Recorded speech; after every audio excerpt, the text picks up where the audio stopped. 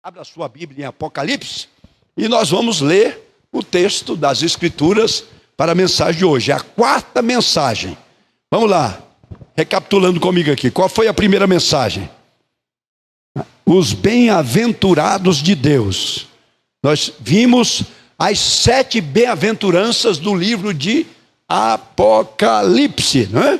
Esta foi a primeira mensagem e vale a pena dar uma recapitulada nesta primeira mensagem.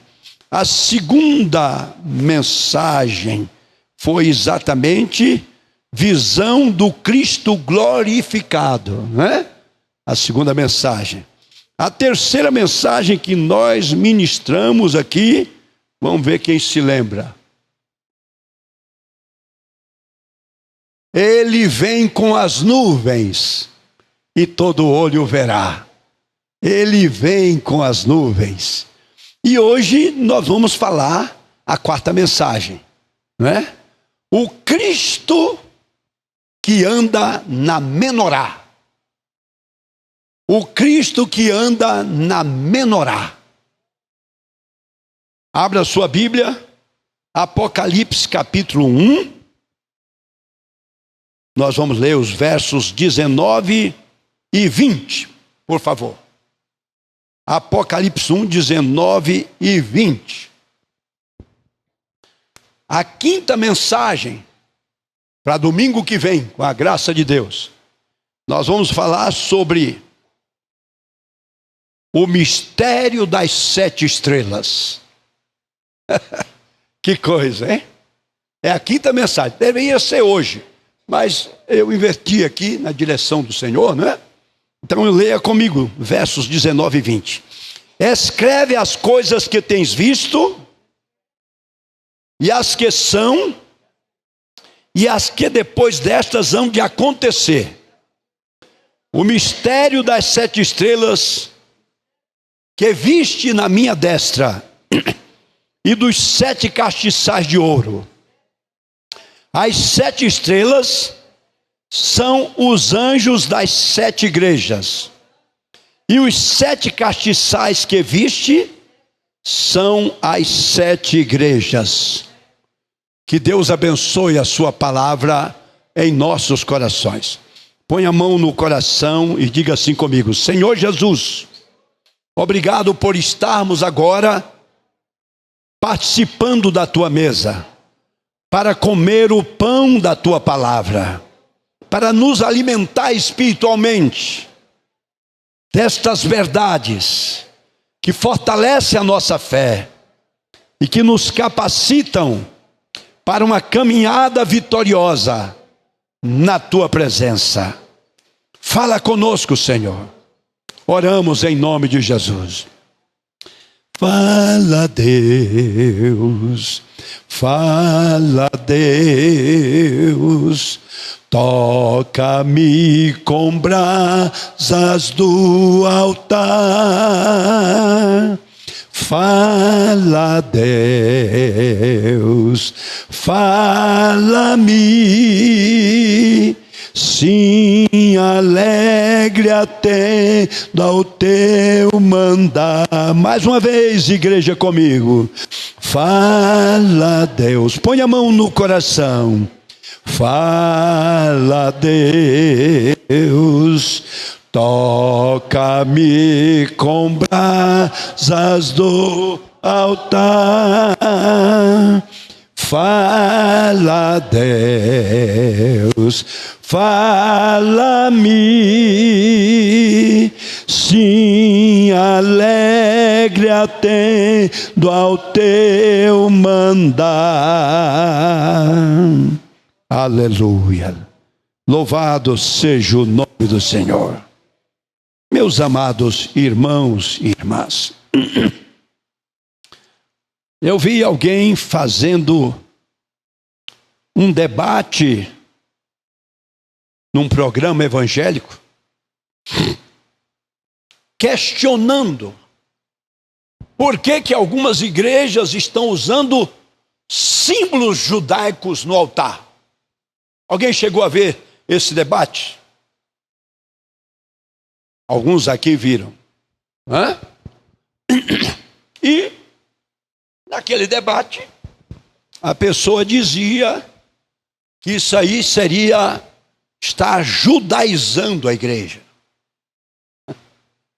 É um negócio muito sério, né? Sabe, meus irmãos, nós temos aí entranhado, junto com a pregação do Evangelho, pelo menos o Evangelho que é pregado aqui no Brasil,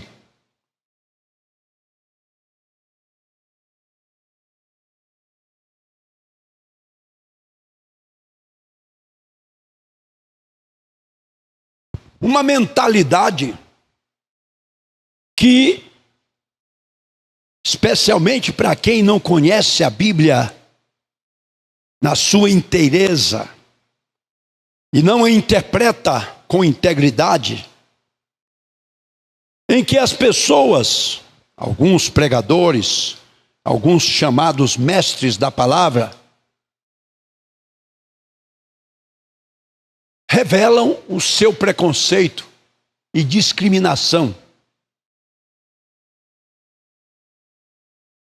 contra o povo judeu. Agora mesmo, meus irmãos, nós estamos vendo lá no Oriente Médio mais um conflito. Não é o primeiro e possivelmente não será o último. Uma disputa da terra, em que um grupo, os palestinos, sendo usados como escudos humanos por dois grupos considerados, não por mim, terroristas, que se apoderaram daquele povo sofrido, gente. Os palestinos são um povo muito sofrido. Acompanhe a história deles para você ver.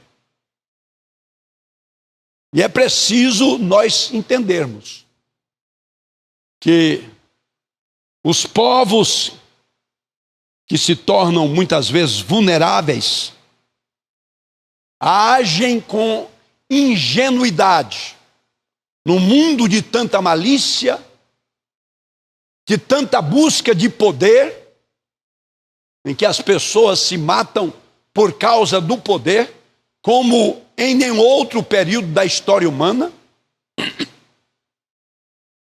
Vocês já viram lá como é que o nosso irmão Tiago, abra sua Bíblia lá em Tiago, capítulo 4, para você ver como é que ele classifica a origem destas disputas e destes conflitos que existem.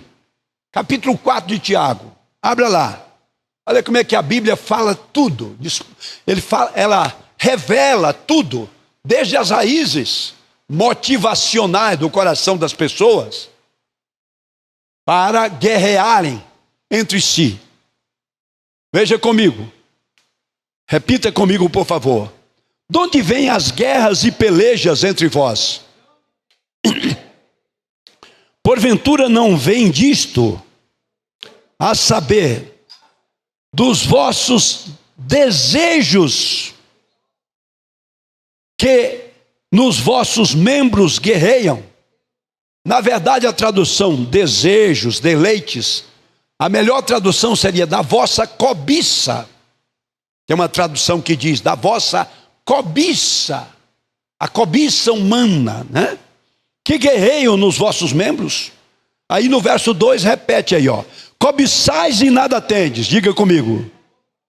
Sois invejosos e cobiçosos e não podeis alcançar. Combateis e guerreais e nada tendes, porque não pedis.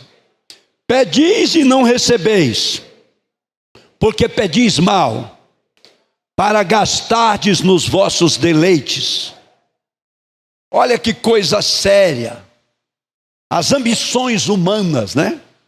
que levam as pessoas a disputar. Desde, olha aqui, um inventário. É a pior causa que um advogado se mete. Inventário. Eu já renunciei muitas propostas de patrocinar inventário. Depois que eu tomei conhecimento, como é que o inventário divide as pessoas. Tem gente que briga por um fio de cabelo. E se preciso até mata. Se tiver um pedacinho de terra para disputar e dividir entre os herdeiros. Famílias que antes aparentemente eram unidas, quando morre a pessoa que deixa o espólio, na linguagem jurídica, aí as rachaduras, as trincas todas aparecem. As pessoas se tornam inimigas e começam a se morder e a se matar. É coisa muito triste isso aí. Olha, deixa eu dar uma palavra para você, uma palavra de pastores que tem caminhada e de advogado, uma grande experiência. Papai e mamãe, você que ajuntou bens nesta vida, bens materiais, faça a partilha em vida. Escute o conselho que eu estou te dando. Faça a partilha em vidas. Se tiver uma agulha, quebra a agulha no meio. Toma cuidado, faz o seguinte, olha, passa na lixa a ponta fina da agulha, porque senão aquele que herdar o pedaço da ponta fina vai espetar os outros. Vai espetar os outros. Faça a partilha em vida. Tem duas formas de fazer a partilha. É você já dividir o quinhão logo de uma vez, mas muitas vezes essa partilha, dividindo já o quinhão de forma clara, pode começar a briga com você ainda em vida. Achando que você favoreceu uns e diminuiu outros. A forma mais inteligente, talvez essa, eu nem sei quem foi que inventou essa. Eu penso que foi um mineiro muito inteligente que propôs essa forma. Chama-se testamento cerrado. Se você não quer que a briga comece com você vivo ainda, faça um testamento cerrado. Anota o nome aí. Deixa tudo divididinho. E por que é cerrado? É fechado. As pessoas, os filhos, os herdeiros só têm direito de abrir depois que você morre. Aí você não vai ter que levantar da tumba para dizer, ô gente, calma aí. Aí é o seguinte, você fica fora da briga, né, e já deixa tudo definido. Tá aí a ideia para vocês praticarem. Façam isso aí, tudo no testamento cerrado, tá? É a última vontade do morto que será respeitada em juízo. E aí agora vão chorar diante do juiz, mas não tem o que mudar. Testamento cerrado define de forma plena a questão. E aí, se brigar, vai ter a lei contra si mesmo. Quem brigar. Bem, eu não sei por que eu estou dando essa dica aqui, mas é profética. Pode ser que não esteja presente fisicamente aqui, mas através da Rádio TV Presença, de graça, deixei aí a consulta já respondida, né? Bom, então, meus amados, hoje, olha que tema hoje. Eu estou escrevendo essas mensagens todas, talvez algumas delas eu vá inserir também no livro que eu estou escrevendo sobre Apocalipse, para você não ficar muito embaraçado, muito preso só nas questões teológicas e históricas, né, que estão lá no livro. O Cristo que anda na menorá, né? É o tema, que anda nos castiçais, né? Da menorá. E é muito importante, está ali a menorá. Eu queria até que alguém trouxesse a menorá aqui. Será que alguém jeitosamente pode pegar aquela menorá, colocar ela aqui pertinho de mim? Coloca aqui do lado. E aí você vai ver, está por trás da arca da aliança. Duas pessoas com jeitinho, né? Pegando lá. Coloque ela aqui do meu lado, né? É só a menorá. Aí a Ali, aqui é a arca, né? A arca da aliança. Isso é apenas um protótipo, né, gente? É um protótipo, é uma cópia, né? Que a gente tem. Põe aqui desse lado. Obrigado, bispo Zé Adão. Olha aqui, né? Tem que ter muito cuidado, porque essa tinta solta, né? Já vai ter que fazer uns retoques aqui depois, né? Meus irmãos, que coisa maravilhosa, essa ferramenta aqui, né? Essa obra de arte, né? Você abrindo, né? Abrindo a sua Bíblia, o que você vai ver aí, né? Ela não está só no Antigo Testamento, mas ela está no Novo. Está em Apocalipse, o livro que fecha, né? E ela não aparece só nesse texto, depois nós vamos mostrar os outros textos. Você quer anotar? Vai anotando, por favor. Menorá é o nome dela, né? É a palavra hebraica que é traduzida por candelabro ou candeeiro, tá? A palavra hebraica para candelabro ou candeeiro. O seu significado deriva do verbo flamejar, iluminar, resplandecer. Esse é o sentido. A menorá existe para iluminar, resplandecer, né? Flamejar. Guarda essas três palavras. Que coisa maravilhosa. Repita comigo. Flamejar, iluminar, resplandecer. Aqui está uma chave fantástica. Pegue essas três palavras, né? Então, os candelabros eram muito utilizados nos tempos bíblicos. Não só no templo, mas também nas casas. Eu estou pensando, nós vamos mudar esta iluminação aqui do tabernáculo. Isso aqui chama-se tabernáculo, né? Este prédio. E nós vamos mudar essa iluminação todinha aqui, gente. Eu estou com um projeto de mudar essa iluminação. É muito antiga, tem sido útil, graças a Deus. Mas ela está arcaica, além de ser cara, o uso dela, né? Está muito cara. Nós vamos gastar aqui para mudar, fazer uma iluminação diferente. Você não diz amém não, gente, por favor? Eu não vou fazer sem vocês, não. Preciso do apoio de vocês para isso aí, né? Nós vamos fazer uma iluminação mais bonita aqui, mais decente, né? Mais convidativa para tudo aqui na adoração ao Senhor, amém? E uma das coisas que eu quero fazer é colocar um castiçal bem bonito aqui, ó, no altar da palavra, né? Já estou adiantando para vocês. E aqui vai ter outro tipo de luminárias, né? Sim, de forma mais adequada, mais artística. Vocês acham válido a ideia? Quem acha válido? Ajuda a orar aí, né? Por isso.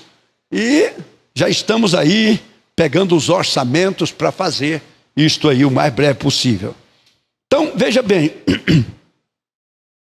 Era comum que as casas particulares tivessem candelabros para iluminar o ambiente, a começar do alpendre, na entrada da casa. Coisa impressionante.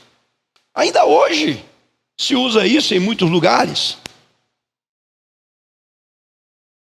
2 Reis 4:10, você encontra uma referência a isso.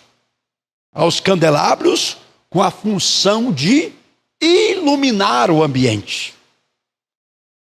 Na Bíblia, geralmente o termo hebraico menorá se refere ao candelabro de ouro do tabernáculo e depois do templo. Você abre a sua Bíblia, por favor, em Êxodo 25. Êxodo 25, nós temos lá a ordenança dada por Deus a Moisés para que fizesse um candelabro de ouro. Está em Êxodo 25, do verso 31 ao 40. E este candelabro, inicialmente, ele iluminaria o tabernáculo. Tabernáculo, a palavra usada para o lugar da adoração, o lugar do culto, o lugar do sacrifício. Aí o que você vai ter aí, né? Vai ter em Êxodo 25, do verso 31 ao 40, né? Exatamente a instrução. Veja bem, só o verso 31, leia comigo. Também farás um castiçal de ouro puro, de ouro batido, se fará este castiçal. O seu pé e as suas canas, as suas copas e as suas maçãs, e as suas flores serão do mesmo. E aí continua a descrição, como é que era isso aí. Deus levantou um artesão chamado Bezalel, né? Com o dom de fazer essa obra de arte.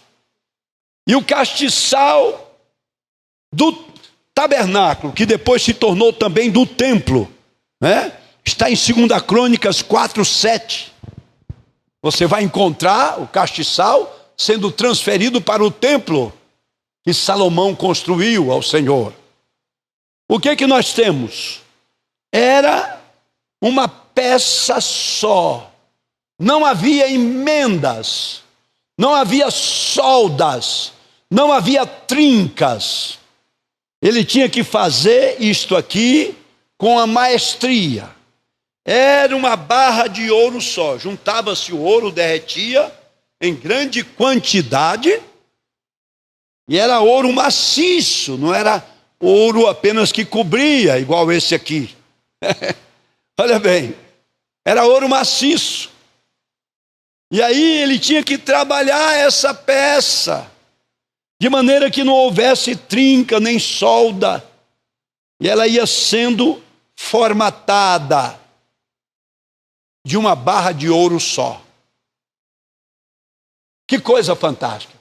Tinha que ter uma técnica. É claro, possivelmente ele tenha feito uma forma, né? Eu imagino, o ouro derretido, ele era colocado naquela forma e saía uma peça só. Creio que a técnica deve ter sido essa, não é? E depois fazia os arremates, né? Uma coisa assim. E aqui, nestas 7 hastes, né? Aqui se encaixava uma luminária. Ok? Aqui está uma ilustração, mais ou menos. Havia um pavio, mas é uma coisa interessante. Tinha que ter, possivelmente aqui na haste principal, ele tinha que ter um furo. Tudo isso aqui era furado. Olha que trabalho que dava, hein? O ouro derretido, naturalmente já devia ter algumas hastes, outras aqui, não sei de que material fosse, né? Que garantia que ela era oca, porque ela tinha que ser cheia de azeite, óleo, ok? E nestes furos que havia, desde a haste principal e depois variava, né? Aqui, ó, nos seus contornos, o azeite subia e enchendo lá de baixo até em cima, e depois vinha também aqui para as hastes, ok? Era um trabalho muito, sabe, delicado, especial. E eles colocavam pavios aqui dentro, igual na lamparina. Quem já usou lamparina aí? Pessoal da roça, quem foi da roça, né? É o pavio. No caso da lamparina que era usado na roça do meu avô, né? Colocava querosene. Quem já usou querosene? Lá na lamparina. E aí punha o pavio, né? Quando acabava a querosene, né? No caso aqui, se acabasse o azeite, o pavio começava a queimar rápido, né? O que garantia a duração do pavio era o azeite, né? Ainda domingo passado alguém pregou sobre gente do pavio curto aqui, no culto das 18h30 na igreja, e pavio curto, né? Sabe o que faz o pavio ficar curto? Falta de azeite. Falta de óleo. Gente, quando o pavio queimava rápido na lamparina, é porque estava faltando querosene. Quando o pavio aqui, da menorá, queimava-se rápido, é porque estava faltando azeite. Pegou a lição aí? Quem pegou a lição? Então é preciso substituir o pavio e colocar azeite na menorá, para que o pavio não se queime rapidamente. Ah, meu Deus! Pavio curto tem que ser substituído por um novo pavio. Amém, meu irmão? Guarda a lição aí, em nome de Jesus. Bem, então, vamos continuando aqui. Dentro da cultura judaica, irmãos, olha bem, a menorá é tão importante que ainda hoje está diretamente relacionada à identidade do povo judeu, servindo como símbolo do Estado de Israel. Sem dúvida, sem dúvida. Quando você for comigo a Israel, quem tem esperança de ir a Israel comigo aí? Olha lá, se prepare. Eu vou levar você para visitar o Knesset. Knesset é o palácio do governo de Israel. Se você entrar aí se quiser acompanhar, Silas, né? Você pode baixar. Você focaliza o Knesset, começa com K, tá? Knesset, né? Na entrada, na praça de entrada do palácio do governo de Israel, tem uma menorá gigante aqui naquela praça. Eu acho que eu tirei até foto lá. Nós tiramos foto, né, meu irmão? Tiramos foto lá, né? É uma coisa linda, mostra, né?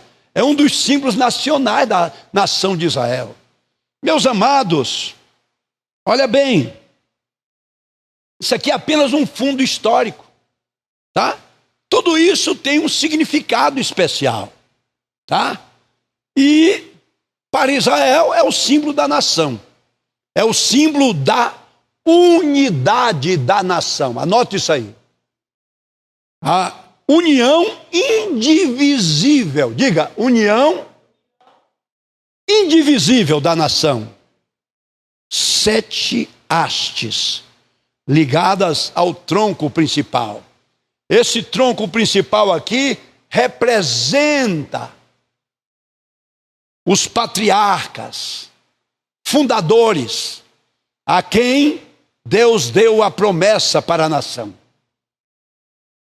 E a questão de guardar as raízes históricas é fundamental, porque um povo que não conhece a sua história não tem futuro e tem dificuldade de viver bem o presente. Sabe, irmão, nós precisamos ter memória histórica. Povo de Deus tem memória histórica.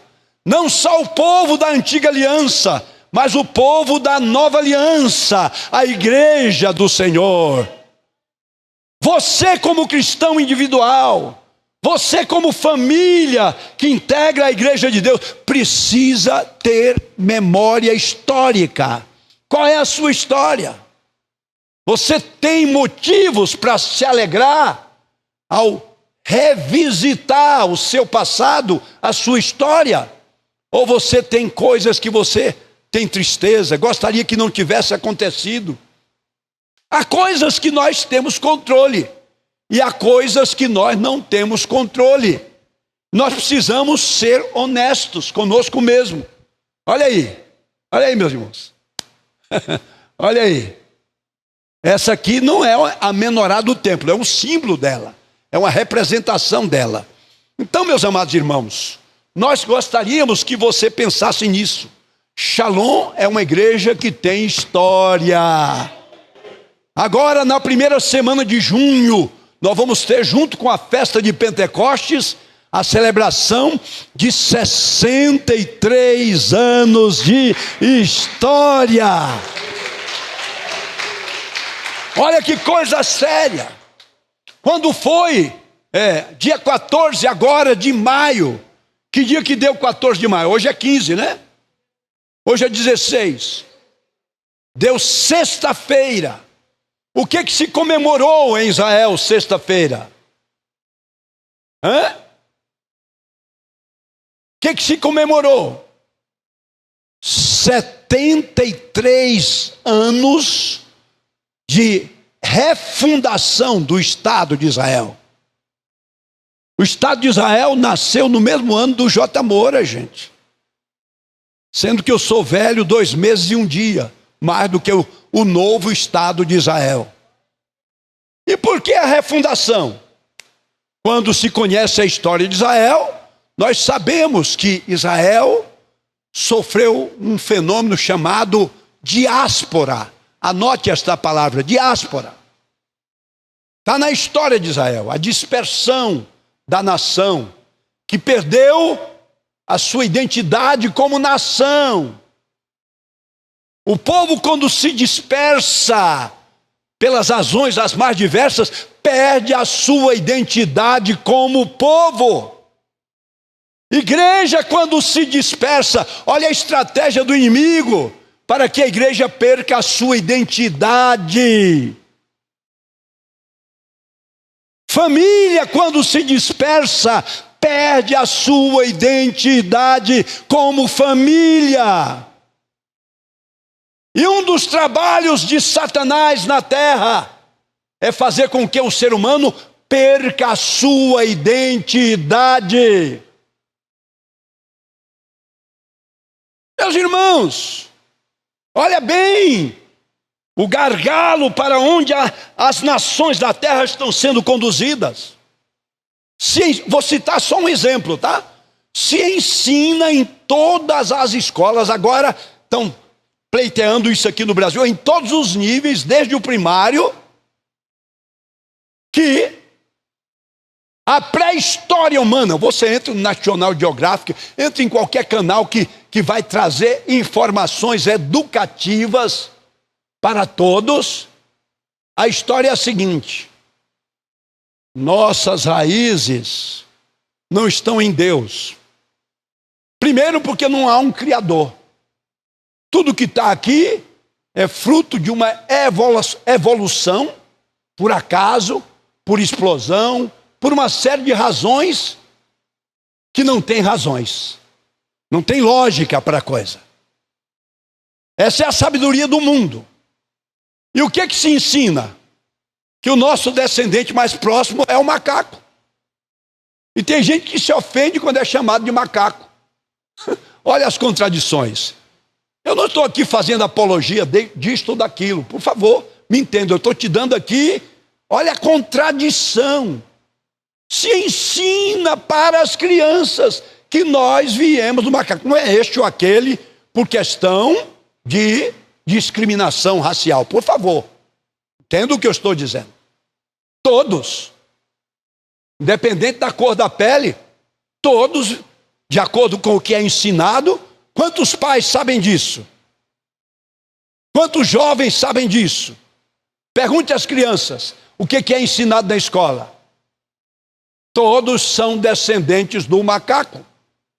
Isso é ensinado. Ora, macaco não tem moral. Macaco não tem valores. Macaco, segundo o que eu aprendi na escola, age por instinto. Instinto animal. Então, ninguém pode julgar um macaco por causa dos seus instintos naturais. Se nós somos descendentes do macaco, então ninguém pode julgar ninguém por nada. E aí se instala o quê? O caos. O caos moral, o caos ético, o caos social. Estou dando para você um raciocínio lógico. Só isso. Mas, meus irmãos, o povo da revelação bíblica, tanto do Antigo Testamento como do Novo, não pode embarcar nesta canoa furada.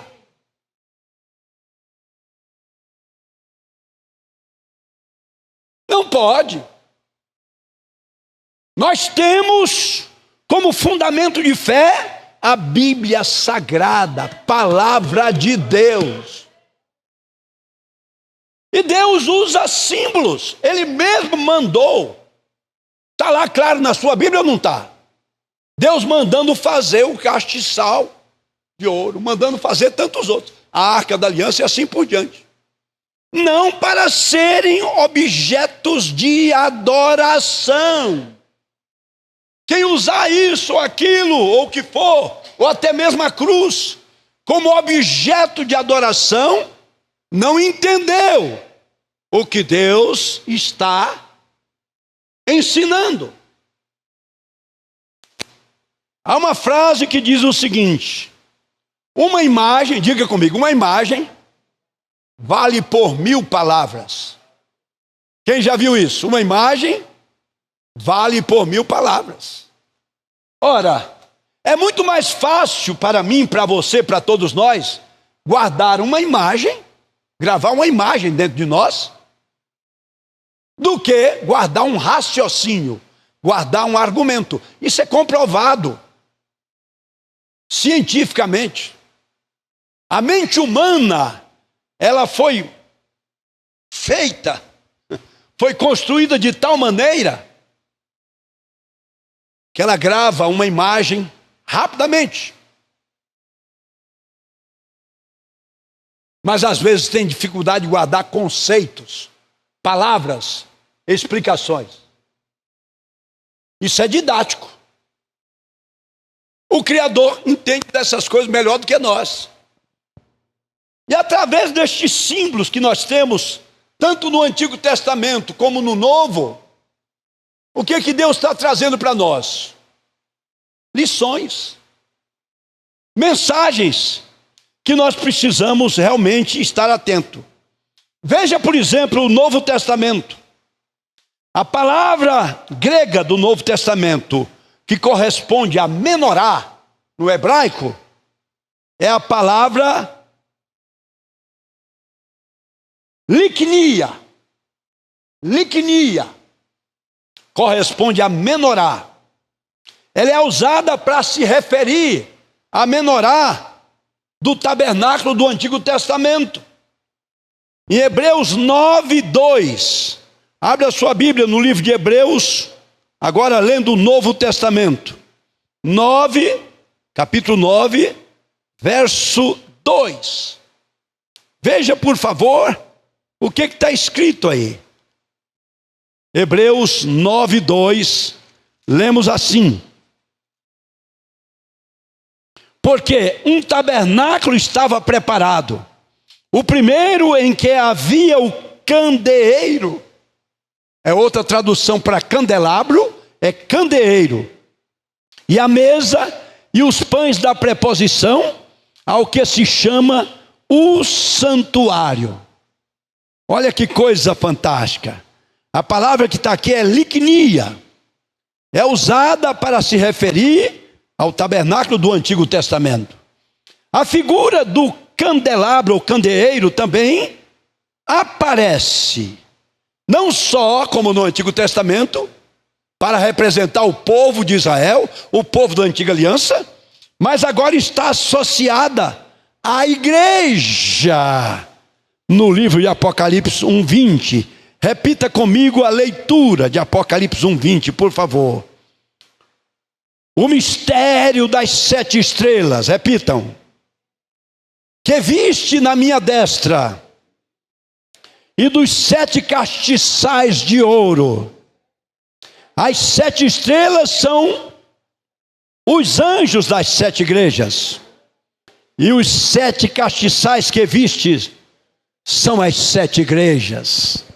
Olha como é que a Bíblia, como é que os escritores do Novo Testamento, igualmente inspirados por Deus, através do seu Espírito Santo, usa o mesmo símbolo, a mesma imagem, para trazer uma mensagem para a igreja do Novo Testamento, da Nova Aliança. Ele diz que os 7 castiçais representam as 7 igrejas.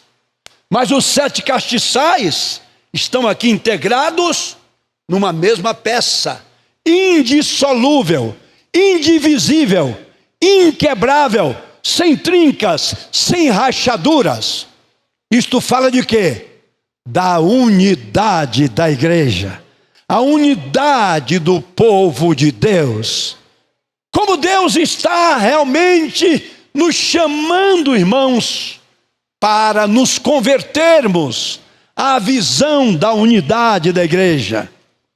São 7 igrejas, mas estão integradas, interligadas, numa peça única, que representa a unidade indissolúvel do povo de Deus. Por nós não entendermos esta verdade, nós nos fragmentamos de uma forma vergonhosa, deplorável. Então caminhamos um pouquinho mais. Como era a menorá ou candelabro do Antigo Testamento? Rapidamente. Primeiro, foi fabricado por ordem divina. Anote isso aí. Deus deu a ordem a Moisés no Monte Sinai, Êxodo 20, 40, você encontra isso. Deus ordenou que a menorá fosse feita de ouro puro batido, era uma peça só. No candelabro não podia ter qualquer emenda, trinca, rachadura. O seu pedestal está lá embaixo, representa as raízes, e a sua haste, que subia do pedestal, os seus cálices, as suas maçanetas, os seus adornos florais, formavam uma só peça. Êxodo 25, 31, ao sentido de unidade, tanto no Antigo como no Novo Testamento. É a mensagem central. Era uma só peça. Essa parte aqui, onde se acendia, né, o candelabro, era chamado de florais, abertos em forma de flor. Que coisa linda, né? Uma peça linda. A descrição detalhada da menorá no texto bíblico é difícil determinar com exatidão, não é? Todos os detalhes da peça. Você encontra em Êxodo 25, 31, 41, Êxodo 37, 17 a 24. Parece que sua forma sugeria uma amendoeira que florescia. Era como se fosse uma árvore de amendoeira. Que coisa linda! Esta amendoeira aparece na visão de Jeremias, capítulo 1. Procure o verso. Jeremias, capítulo 1. Olha lá. A amendoeira. Qual é o versículo? Alguém achou já? Jeremias 1. Veja quanta lição linda aqui. Quem encontrou pode ler. O Senhor deu uma visão para ele. Verso 11. Ainda veio a minha palavra do Senhor dizendo: quer que veja Jeremias? E eu disse: vejo uma vara de amendoeira. E o verso 12, o Senhor diz para ele: disse-me o Senhor, viste bem, porque eu velo sobre a minha palavra para a cumprir. Dá um glória a Deus. Meus amados, Deus quer cumprir a sua palavra na vida da sua amendoeira. Quem é a amendoeira aí? É o povo da aliança, tanto do Antigo como do Novo Testamento. Deus quer cumprir a palavra dele sobre a tua vida. Você que é parte desta amendoeira divina, louvado seja o nome santo do Senhor. Então, meus amados, alguns comentaristas acreditam que talvez isso estivesse relacionado a essa árvore de amendoeira, que era a primeira árvore que florescia no fim de janeiro na Palestina. Seja como for, ela frutificava o ano inteiro. A amendoeira florescia em janeiro, o primeiro mês do ano, e continuava a dar frutos o ano inteiro. Assim o Senhor quer que seja a minha, a tua e a nossa vida. Louvado seja o nome santo do Senhor.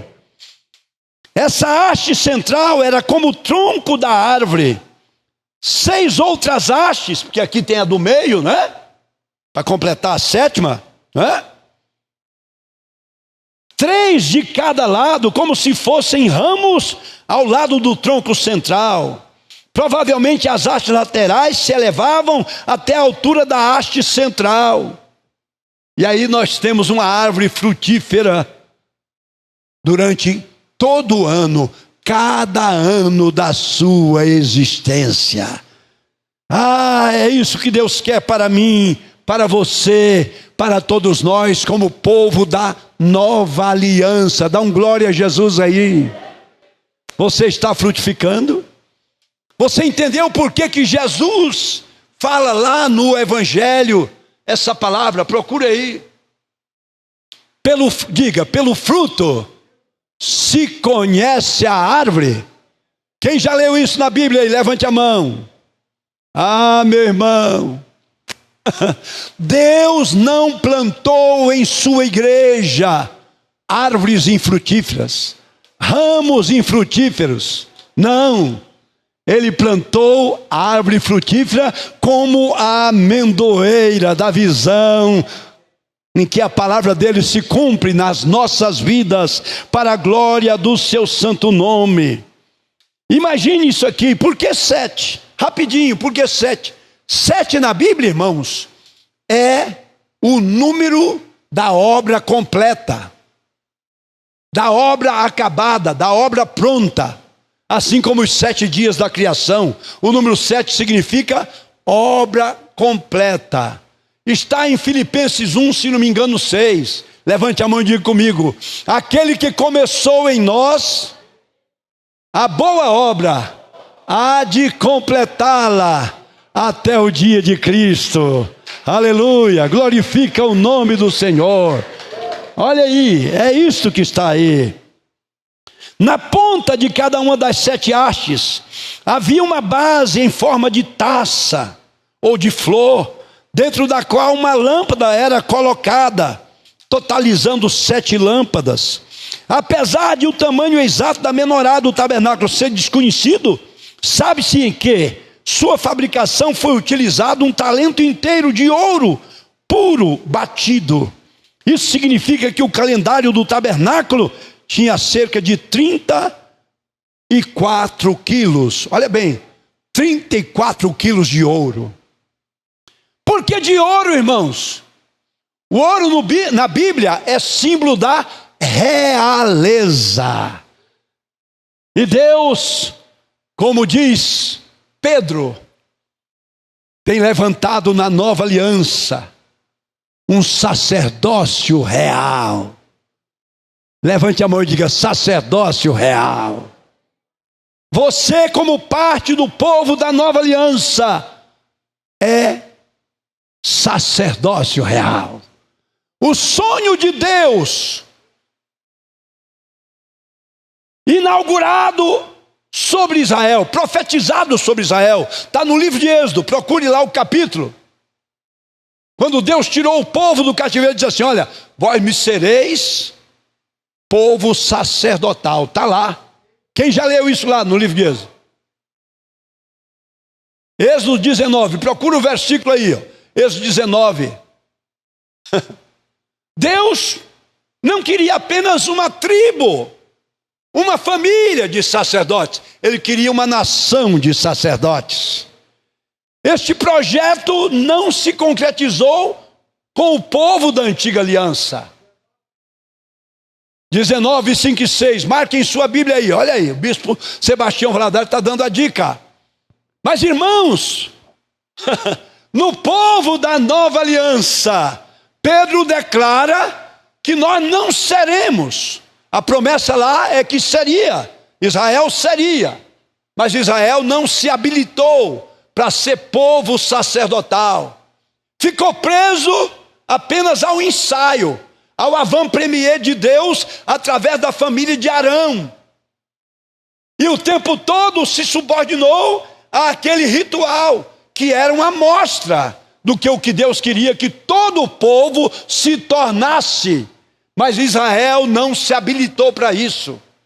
Agora Pedro declara que no Novo Testamento, na Nova Aliança, esta promessa há de se cumprir no povo da Nova Aliança. Sabe por quê?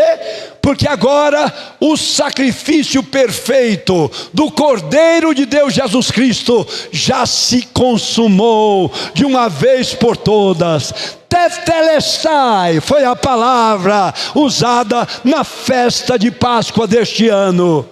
Está tudo pronto, está tudo acabado. O que resta agora, meu irmão, minha irmã, preste atenção nesta palavra que diz respeito a cada um de nós.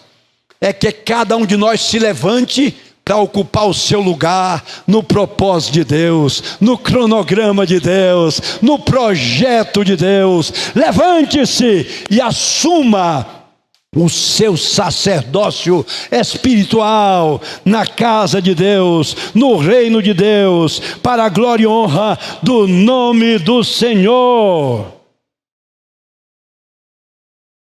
Onde ficava a menorá? A menorá ficava no lugar santo. Olha bem, o tabernáculo em si era formado por internamente 2 compartimentos. E tinha um outro compartimento que era externo. Qual era o compartimento externo? O átrio exterior, onde o povo ficava.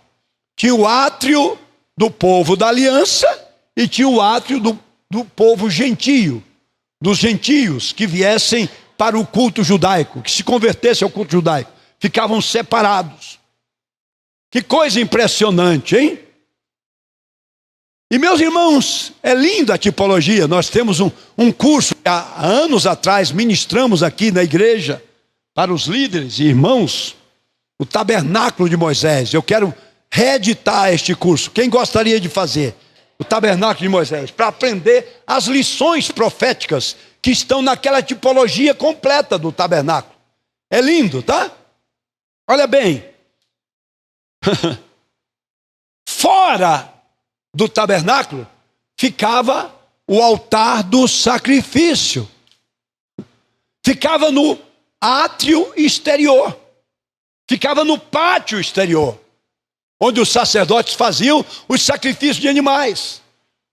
É por isso que Jesus saiu fora da cidade. O escritor de Hebreus explica isso. Foi crucificado lá no Monte Caveira, ou Calvário, um espetáculo público, dando acesso a judeus e gentios, sem discriminação de quem quer que seja, mostrando que o sacrifício dele veio para reconciliar o mundo com o Criador. Louvado seja o nome do Senhor. O sacrifício único, final e eterno. Tudo aquilo do antigo apontava para esta realidade do novo, que, pasmem, já aconteceu há mais de 2000 anos atrás. O povo da antiga aliança tinha que olhar para frente, para as promessas que haveriam de se cumprir ainda. Olha o que é, meu irmão, minha irmã, o engessamento do espírito religioso. Anota essa palavra. O engessamento e a ação mortífera do espírito religioso. O povo da antiga aliança foi traído por causa do seu excesso de religiosidade. Sabe o que é isso, irmãos? O excesso de religiosidade nos prende ao quadradinho. Você fica dentro do quadradinho. Você não vai além. Você está no compartimento do átrio exterior ainda. Quanta gente do Novo Testamento cultuando a Deus ainda no átrio exterior, como se a nova aliança não tivesse já acontecido e sido consumada. O que significa cultuar no átrio exterior? Você vem e assiste o espetáculo. Tem gente que até paga para assistir o espetáculo.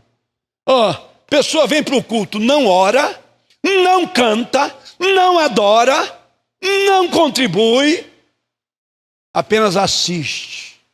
É um assistente de arquibancada. Meus irmãos, isso aí significa cultuar, adorar no átrio exterior, como era feito no Antigo Testamento, na Antiga Aliança.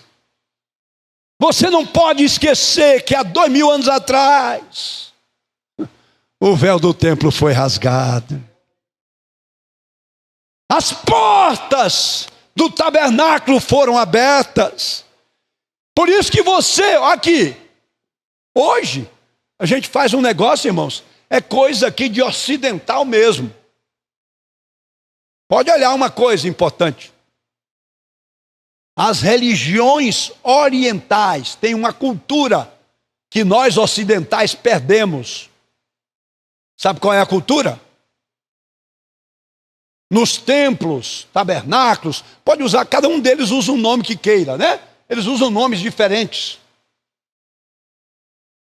Os fiéis entram para adorar, mas não adoram assentados.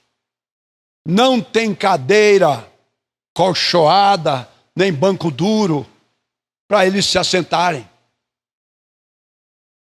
Olha o ritual das religiões orientais, não é só do judaísmo, não é só do islamismo.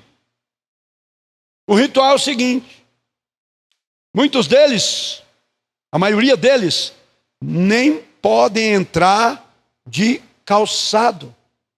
Entram descalços. Sabe por quê? Por causa da experiência de Moisés, lá no Sinai, diante da sarça ardente. Quando ele ia se aproximando, calçado de sandália, Deus disse para ele: tira a sandália dos teus pés, porque o lugar em que pisas é terra santa. E o calçado, a sandália, traz a poeira do mundão lá fora. Então, significa o seguinte: te limpa, te liberta de tudo que traz memória, lembrança, resíduos dos pecados que há no mundo e que você e eu praticamos no dia a dia, com intenção ou não. Você tem que chegar diante dele limpo, despido de tudo que é fardo e de tudo que é memória ruim que te prende ao velho mundo pecaminoso. Mas além disso, você não entra para adorar. Olhe as sinagogas, olhe, vamos assim dizer, os templos das outras religiões, além do cristianismo, que tem a origem, que mantém a tradição oriental. Não há cadeiras nem bancos para se assentar, porque o lugar é o lugar para dobrar os joelhos, é lugar para se curvar, é lugar para colocar a boca no pó. Sabe, irmãos, eu não estou dizendo que a gente tire aqui as cadeiras e que você fique em pé, ou sentado, ou deitado, nada disso. Eu estou te dizendo as lições que existem em tudo isso. Como nós precisamos entender a mensagem dessa tipologia toda, para realmente aprofundar a nossa espiritualidade e também aprofundar o nosso culto a Deus, de maneira que Ele a receba. Ficava no lugar santo. Já falei que fora ficava o altar do sacrifício. A cruz fica externa. Alguém criticou: por que o senhor colocou a cruz no altar? Colocou lá também no topo da capela ou do tabernáculo. Irmãos, Nós não temos que nos envergonhar da nossa fé. Essa igreja não é um clube religioso. Isso aqui não é qualquer outra coisa. Isso aqui é um templo sagrado, é um lugar de adoração. E o centro da nossa fé está na cruz. A Igreja Católica está certa de colocar a cruz em todo lugar para identificar os templos. Vocês já notaram que onde o totalitarismo anticristão, onde a cristofobia prevalece, usando inclusive a política e o poder para poder eliminar a fé cristã, qual é a primeira coisa que eles tentam fazer? Tirar a cruz, derrubar a cruz. As redes sociais aí estão cheias de denúncias. Os jornais não falam, com medo de qualquer tipo de revanche.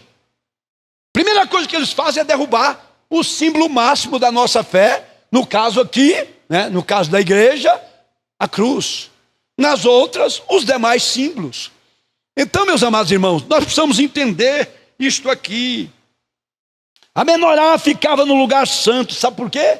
O lugar santo era o lugar onde o sacerdote se preparava para oferecer as suas orações e os sacrifícios, que Deus exigia naquele lugar.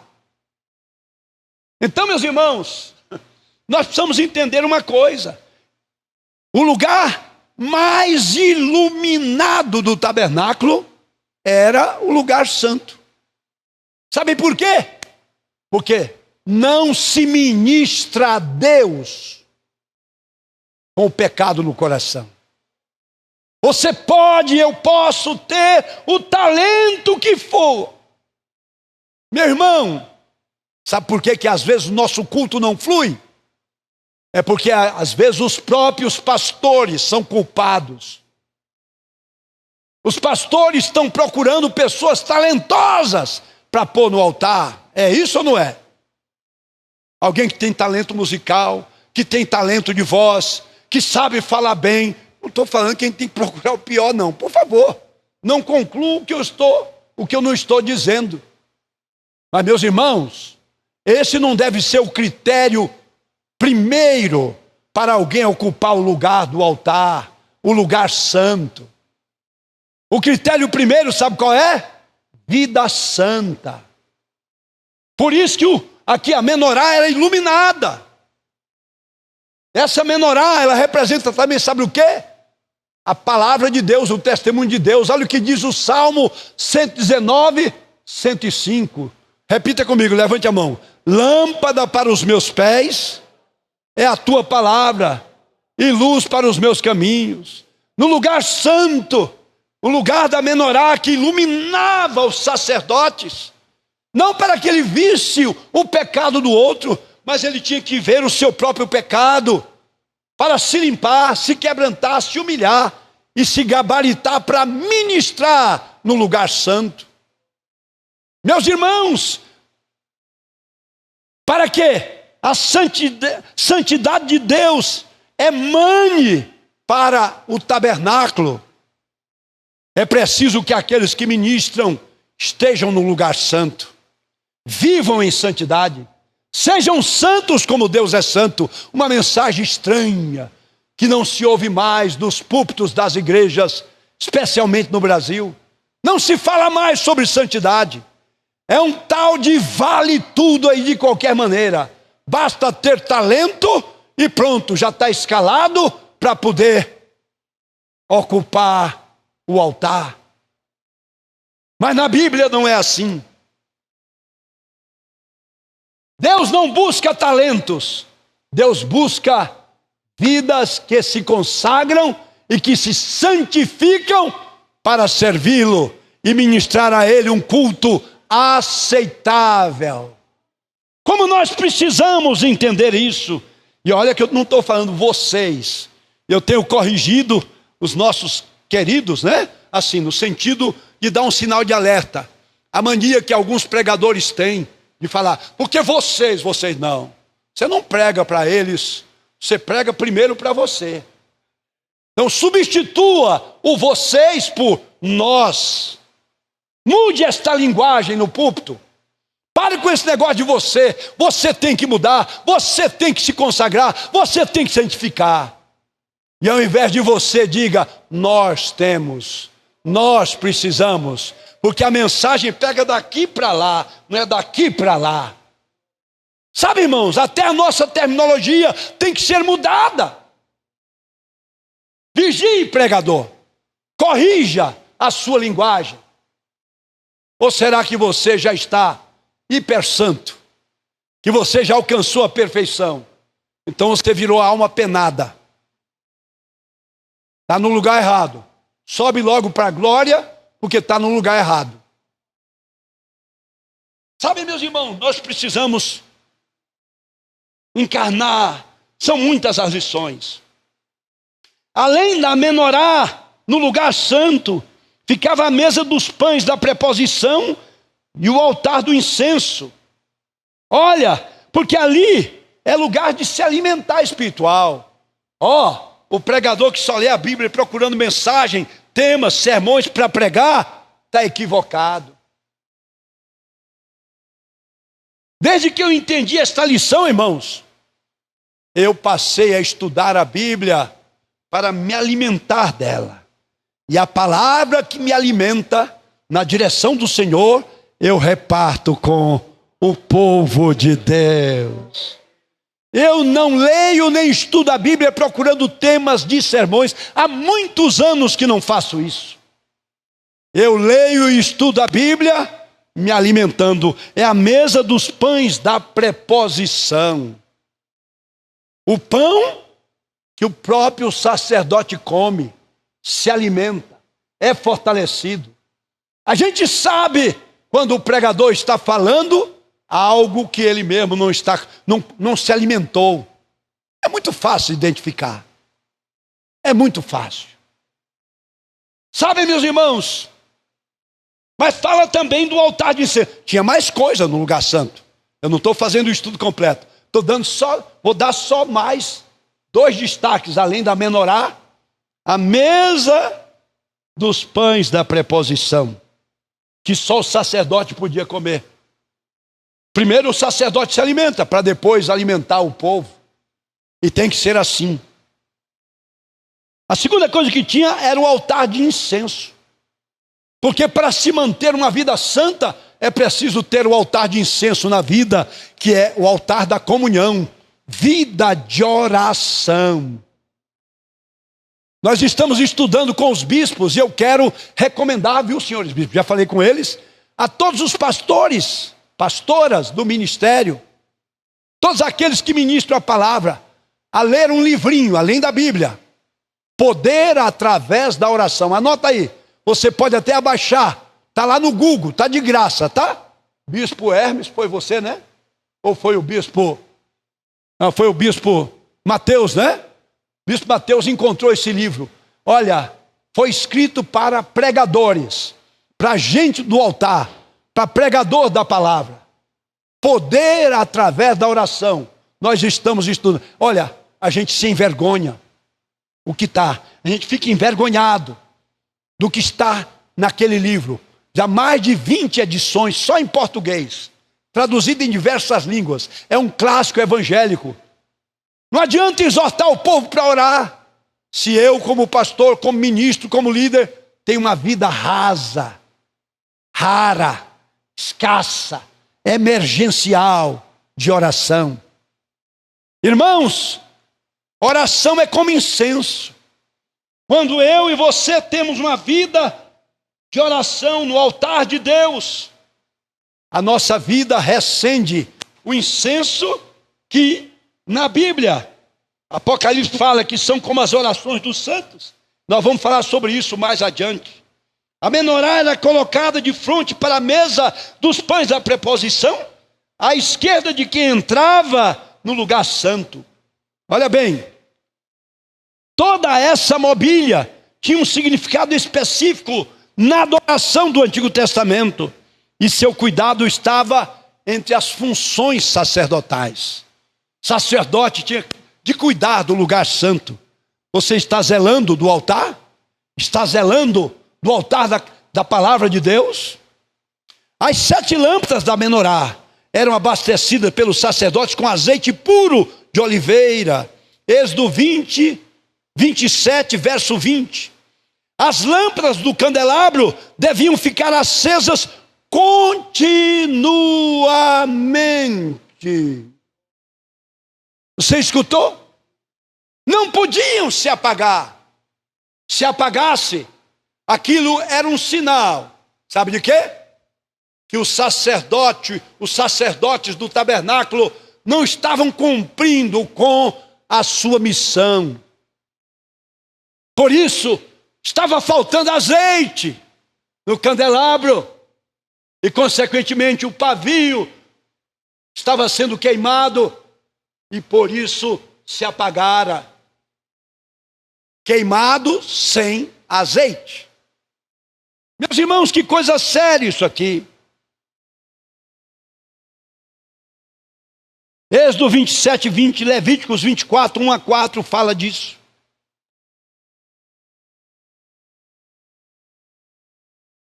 Alguns entendem que as lâmpadas que ficavam acesas jamais poderiam ser apagadas. Representa o testemunho do altar. O testemunho da igreja. O testemunho do Evangelho na linguagem do Novo Testamento de Jesus Cristo que a nós foi confiado. É neste altar, neste lugar santo que irradia, é deste lugar que irradia a luz. Jesus falou que Ele é a luz do mundo, mas está também lá em Mateus capítulo 5, procure os versículos. É muito bom a gente ouvir pregações que exaltam Jesus como a luz do mundo, como o sol que ilumina o mundo, a humanidade. Mas os pregadores às vezes esquecem, e a igreja também adormece, esquecida, inconsciente, e que o mesmo Jesus que falou, eu sou a luz do mundo, ele disse também para os seus discípulos, vós sois a luz do mundo.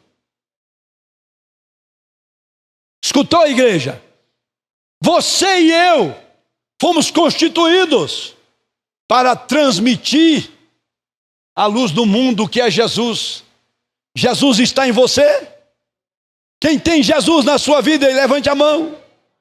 Quem tem o azeite, que é o símbolo do Espírito Santo na vida do cristão, quem tem essa unção, o batismo do Espírito Santo, então o seu pavio não pode queimar seco, não pode se extinguir, porque o azeite é a garantia de que ele vai arder continuamente no altar e não vai se apagar.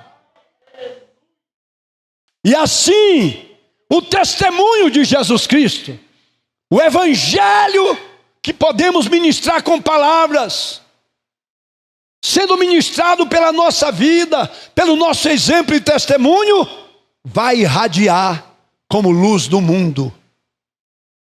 Jesus chega a dizer que não se acende uma candeia para colocar debaixo da cama, mas no velador, e assim ilumina todos que estão na casa.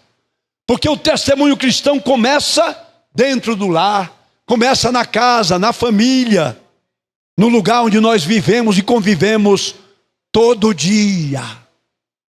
Se o meu testemunho não brilha, não resplandece por Cristo na minha casa, na minha família, não vai resplandecer na cidade, na sociedade e muito menos na igreja. Quantos pruridos, irmãos, nós temos que administrar na igreja como pastores. Olha bem, irmãos, tudo o que acontece de errado no lar repercute na igreja.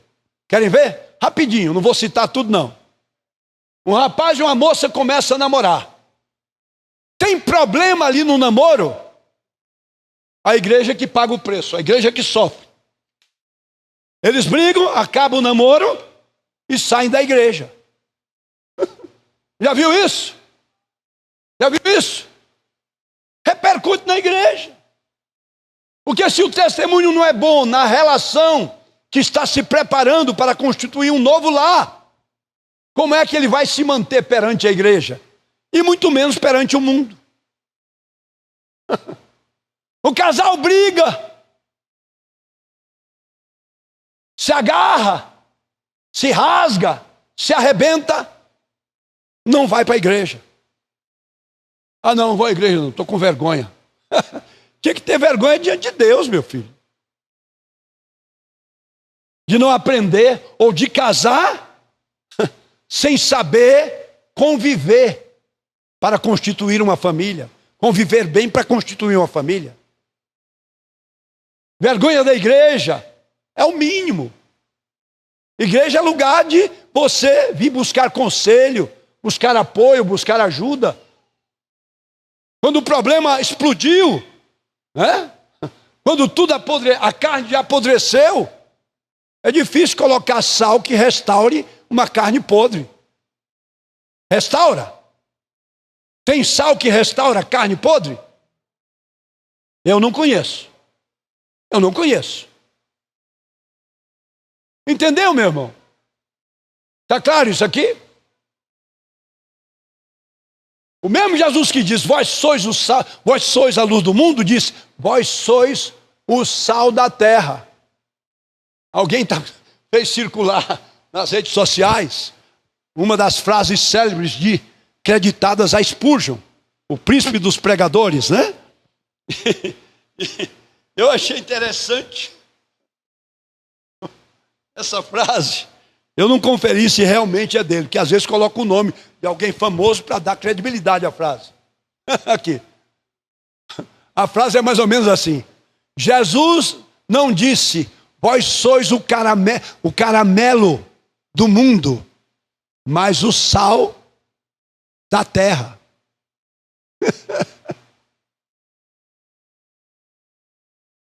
Em nenhum lugar Jesus disse para sermos o caramelo. Caramelo é um lugar concentrado de doce, de açúcar. Hã? Não é para adoçar a boca, mas o sal. Põe o sal na boca para ver. Hã? Pega uma pedra de sal e põe na boca para você ver. É gostoso? Não. O sal só se torna gostoso quando ele tempera a comida. Como tempero. Está aí a lição. Só é usado como tempero. Então, meus amados irmãos, você vai entender por que a Bíblia tem tanto a nos dizer. O templo de Salomão, construído em Jerusalém posteriormente, tinha 10 candelabros no santo lugar. 5 de cada lado, 5 de um lado e de outro. 1 Reis 7, 48, 49, 2 Crônicas 4, 7 e assim por diante. Era super iluminado. Gente, de onde tiraram esta moda que está por aí? Que tomou conta do Brasil. Culto, penumbra, luzes apagadas, parecendo boate. Meus irmãos, juventude. O modelo da igreja não é boate. O modelo da igreja é tabernáculo, é o templo de Deus que está na Bíblia. Deve ser o lugar mais iluminado. Tá certo, se tem uma peça teatral que às vezes precisa da penumbra, o jogo de luzes, por favor, não me considere quadrado, não. Eu entendo isso. Mas você usar isso como um esquema de culto, culto da juventude, tudo penumbrado, um agarradinho no outro, cantando aquela música. Como é que é a música, meu irmão? Que eu canto de vez em quando para minha mulher, tá? É? Só quero ver você. Braçadinho, agarradinho com o outro. Só quero ver você.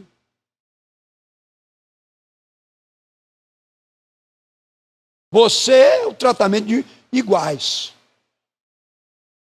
Jesus para mim não é você. Jesus é Senhor. É o que está na Bíblia. Pode me chamar de quadrado.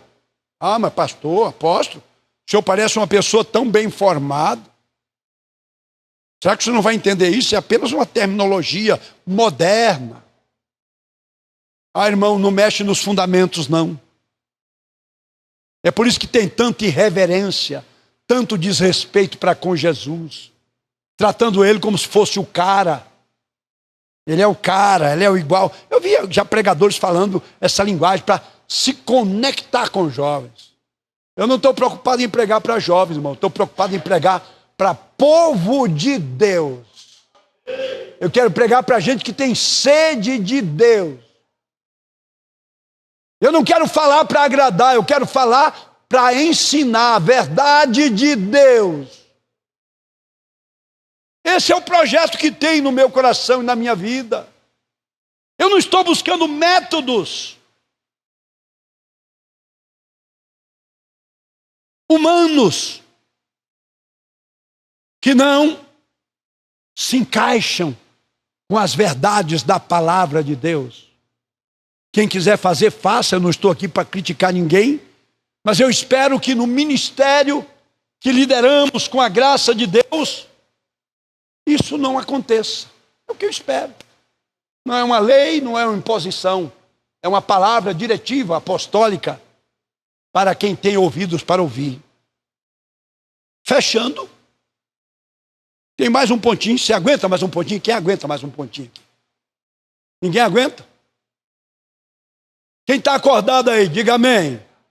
Quem aguenta mais um pontinho aí, para fechar a mensagem? Só mais um pontinho. Veja bem,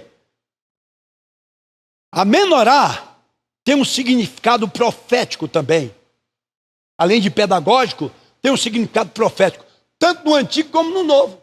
Tanto é que o livro mais concentrado em profecias, que é o Apocalipse, livro do Novo Testamento, começa com a menorá.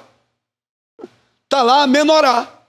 Está aí uma das razões porque nós colocamos aqui, para criar essa integração entre símbolos do Antigo Testamento e símbolos do Novo, mostrando como é que os escritores do Novo Testamento, inspirados pelo Senhor também, incluíram estes símbolos nos seus ensinos, nas suas mensagens. A função prática da menorá no serviço religioso em Israel era basicamente, olha aqui, guarda essa lição, fornecer luz aos sacerdotes que serviam no lugar santo. Eles não ministravam no escuro, ministravam em plena luz, em perfeita luz.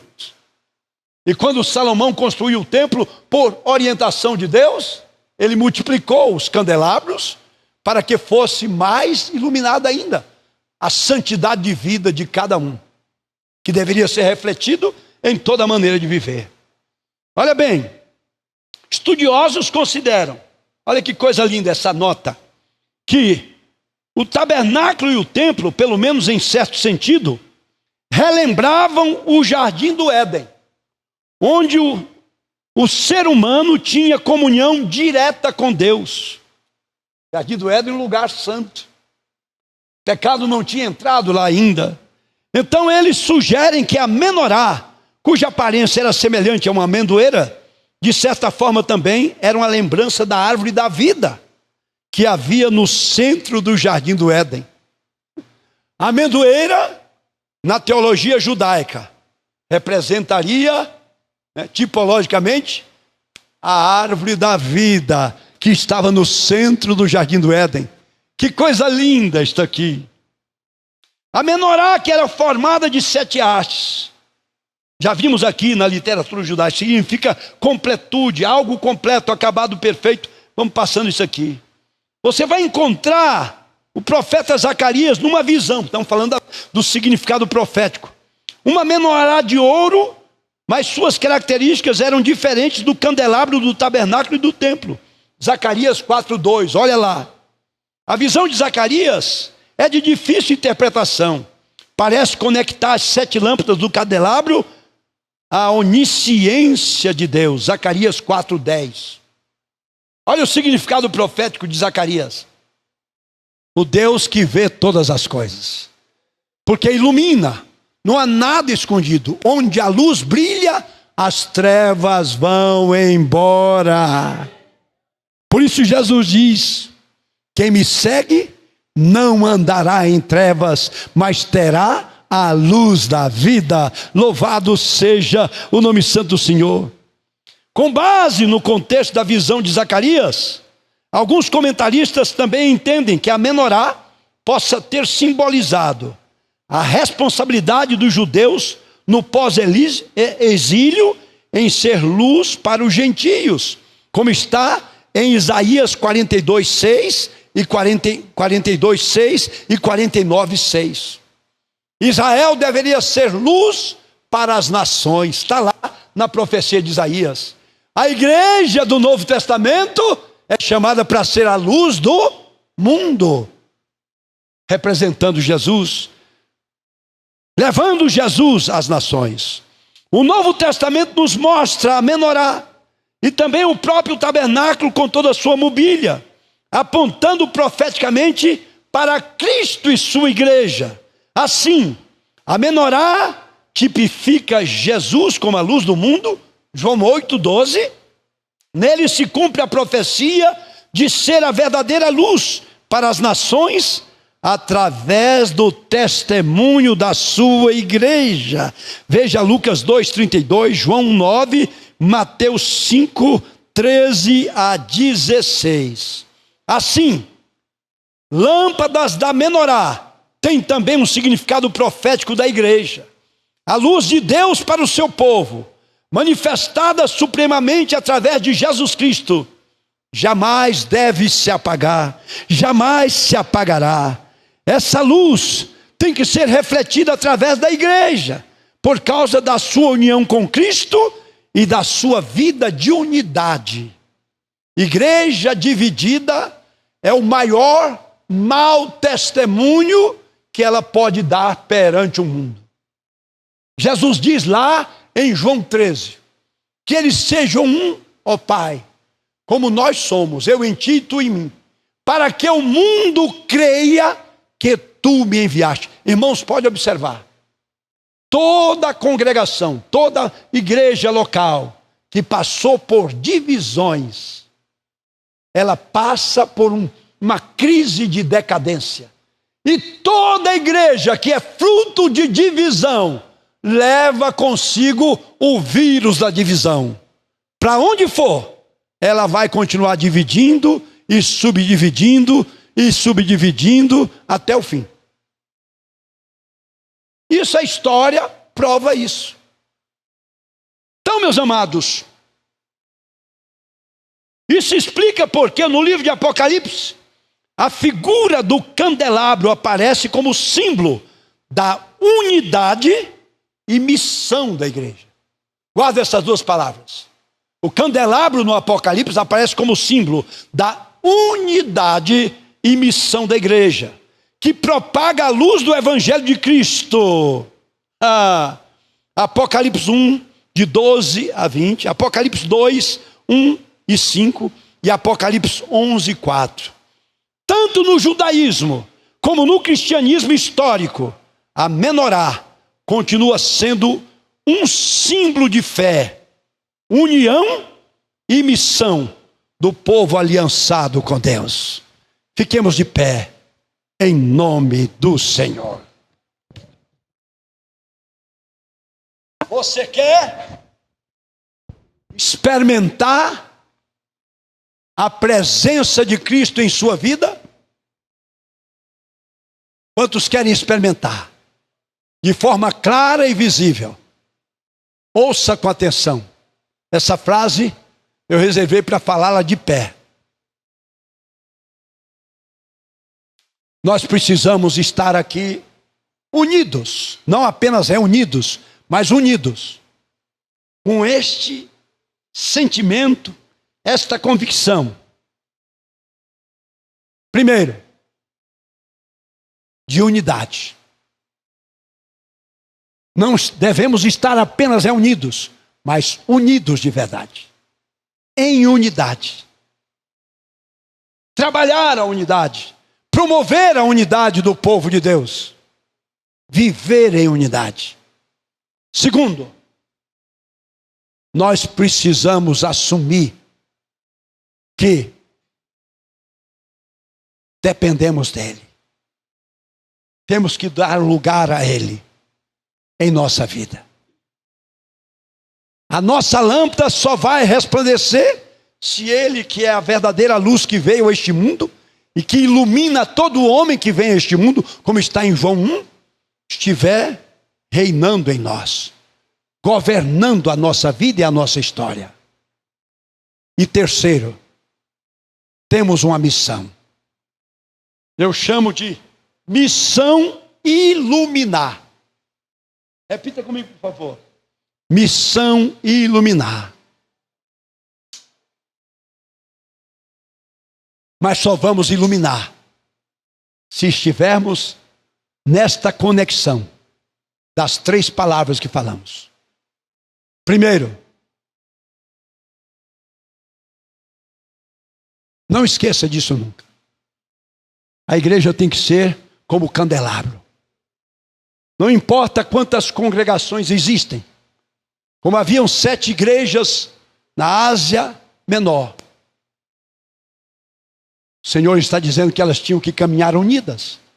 E qual era o elemento que fazia elas caminharem unidas? A cobertura espiritual e apostólica do apóstolo João. É a cobertura, é o link com a cobertura que realmente confirma a unidade.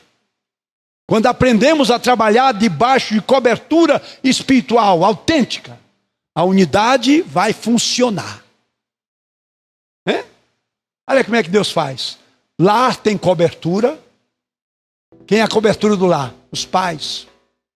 Filhos que não respeitam a cobertura dos pais estão desintegrando, destruindo a família. Pais que não levam a sério o testemunho de uma cobertura autêntica estão destruindo a família. Coisa muito séria. O princípio da cobertura é que garante a unidade.